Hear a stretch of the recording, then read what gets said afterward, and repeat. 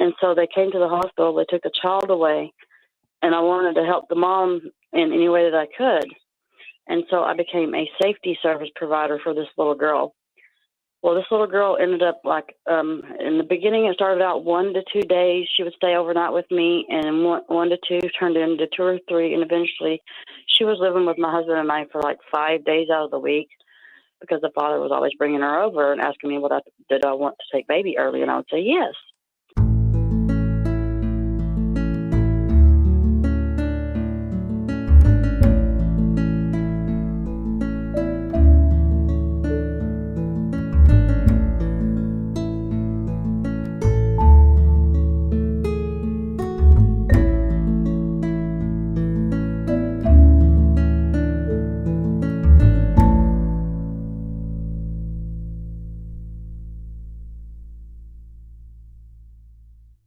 So let's jump right into the calls today. Let's take Amy from Oregon. Amy, did you have a story to tell or a question to ask? Thank you, first of all, for hearing me out. I have a question. Actually, I guess more than I would tell the story, because the story's really long. But okay, there's a little girl that I raised. Okay, I met her birth mother at the apartment building I lived in at the time, which I'm still in the same apartment complex. But when she was born, I watched this little girl come into the world, and the father was given full custody, and the mother has disabilities, mental disabilities or whatever. Mm-hmm. And so they came to the hospital. They took the child away, and I wanted to help the mom in any way that I could. And so I became a safety service provider for this little girl. Well, this little girl ended up in the beginning, it started out 1 to 2 days. She would stay overnight with me, and one to two turned into 2 or 3. And eventually she was living with my husband and I for like 5 days out of the week, because the father was always bringing her over and asking me did I want to take baby early. And I would say, yes, of course I want her.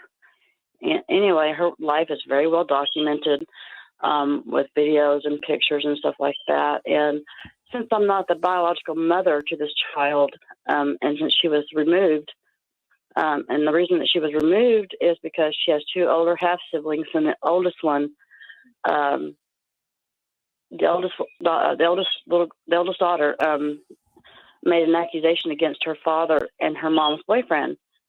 She said that he sexually assaulted her and possibly her middle sister, but not the little girl that I was raising.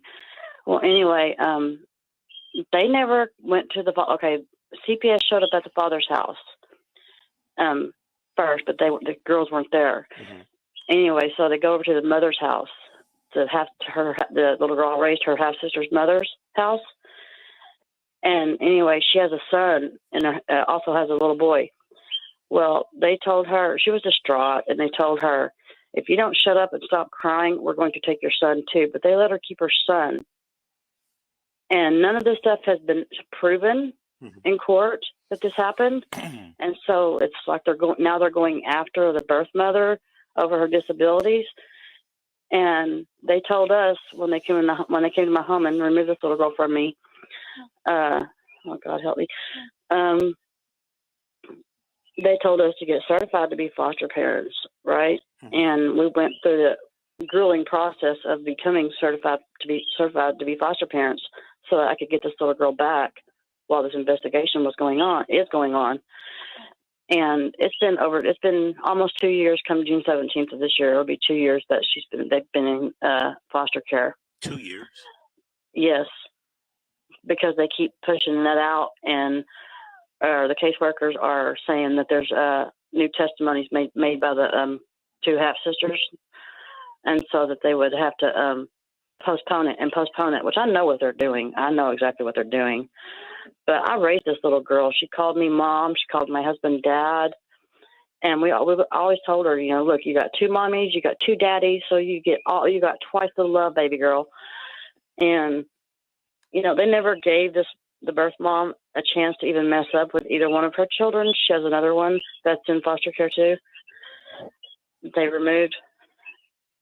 And so as someone who's a non-relative, but yet I raised that little girl. Mm-hmm. Okay, yeah, I don't. Okay, yeah. At first, I didn't know what to do.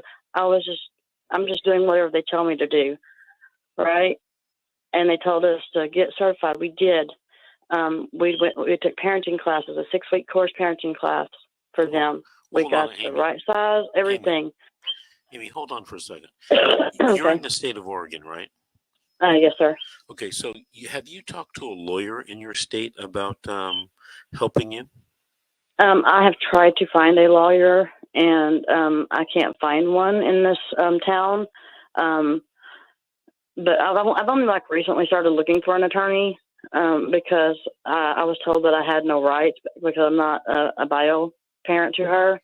Well, you know what? That's what I have been told. Okay, that's not necessarily true. If your case was in California, for example, you definitely would have rights. You might even be able to file for something called presumed parent status. But you know what? I work with an attorney in Oregon. What county are you in? Douglas County. Okay, I work with an attorney. He's in Deschutes County.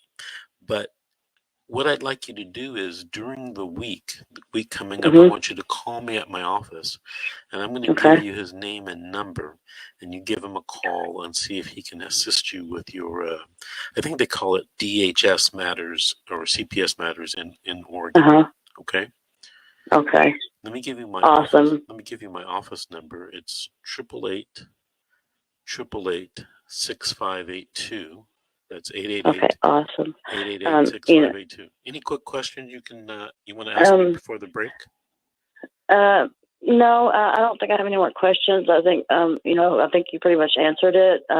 Just I want you to know that what you're doing is awesome and amazing. I mean, thank you, God, for someone like you, because I was just researching how to what to do when you're dealing with evil, lying CPS workers. And Mrs. G's, one of her videos popped up, and I have been in contact with her.